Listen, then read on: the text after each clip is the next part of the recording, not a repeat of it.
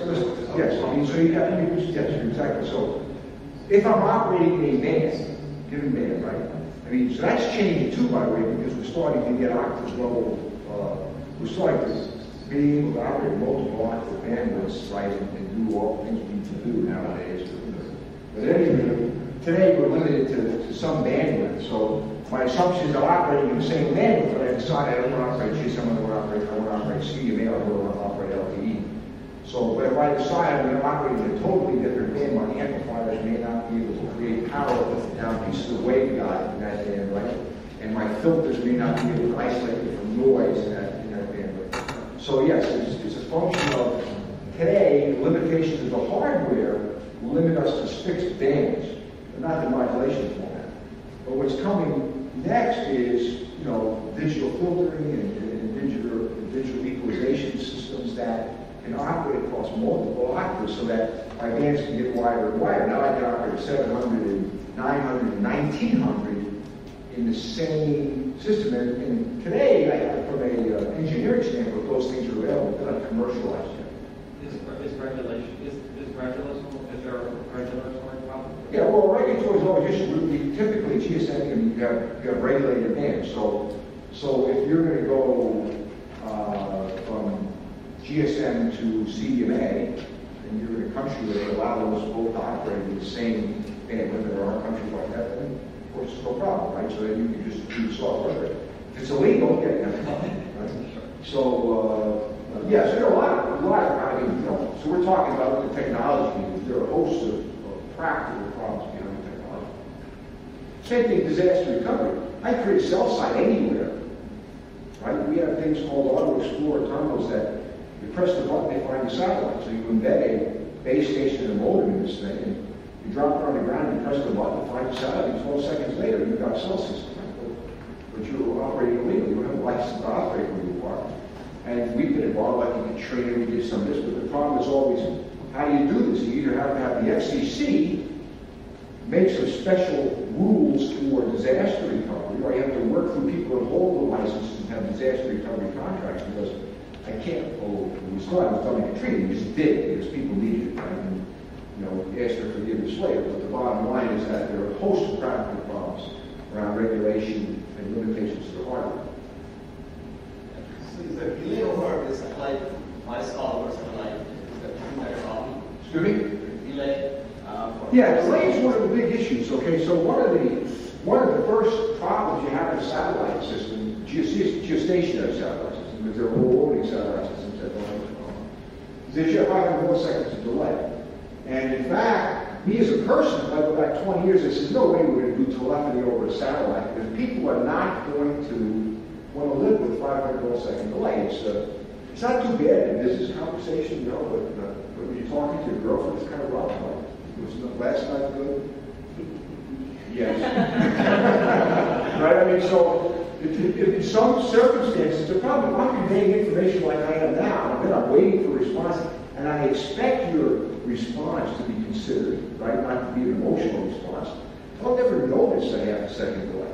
But if I'm expecting an emotional response from you, I get a half a second delay, there's a big difference, right? In what I feel on this end of the phone and what you transmit on the other end of the phone. So the transmission of emotion, not only information, but emotion is information also. The emotional content of information can really be beat up with that delay. Okay, so however, in a cell phone system, there are so many artifacts in the cell phone system, and we favor above all else connectivity. Meanwhile, I don't care. I know how I feel. I'm out water skiing in the morning. Somebody wants to reach me to finish that proposal. It's okay. I have to be in the office yet because I got my cell phone, right? Or I got my PDA, right?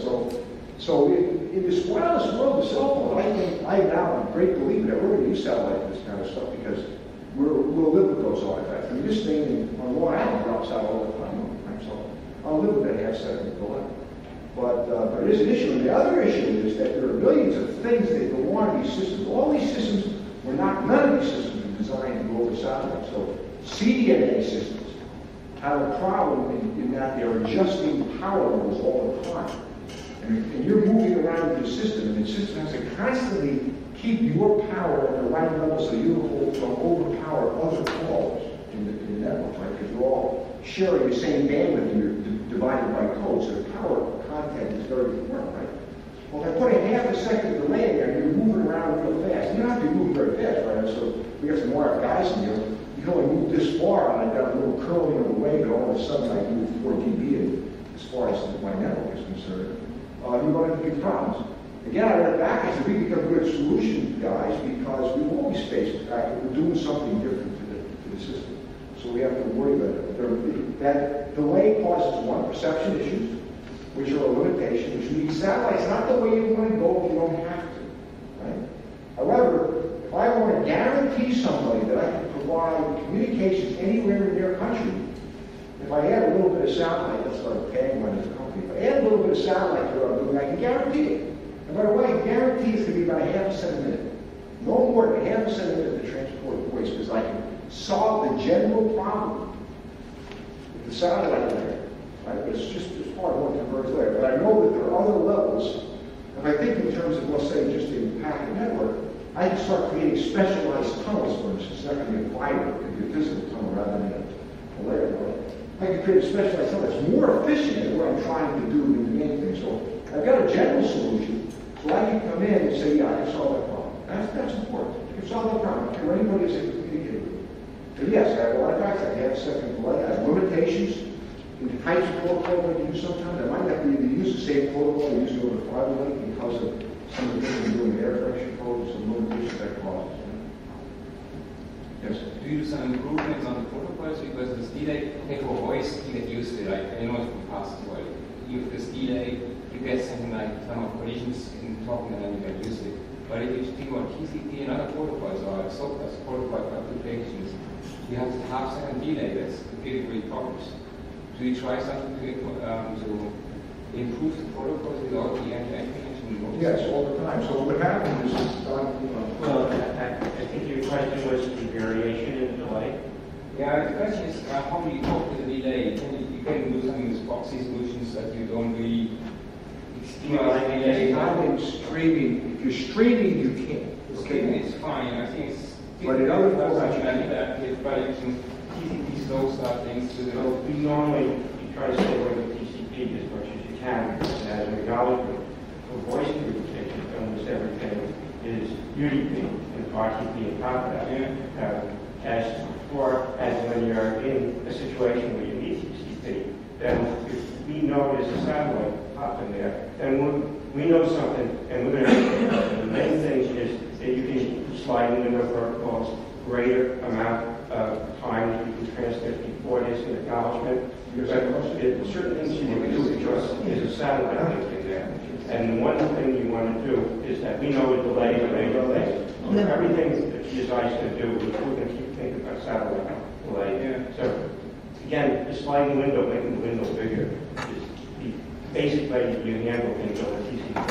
But if you can avoid using TCP, most of the telephone signal things can, then you don't have as much that problem with satellite delay. Yes, but if you use it as a backup system for the cellular, basically then you have a problem not for voice, you can cope with it, but the other application might have a problem, which you're not aware that sometimes you have a satellite, sometimes you don't. Well, we do GSM systems and CDMA systems where it also, as Steve was saying, it depends where the satellite link is between in the area. Is it on the A-BIS? The A-BIS is between the base station and the switch. Yeah. But the A-BIS is between the base station and base station control here. Right? And there's a lot of signal going. In many cases, where the satellite link is in between the base station controller and the source switch. And each one of them is a different way to analyze them. But for the most part, these things don't work on TCP. They run on UDP. Seeing him, I think we should delay it afterwards. Yeah, maybe you can take it offline. So let's give Steve a hand.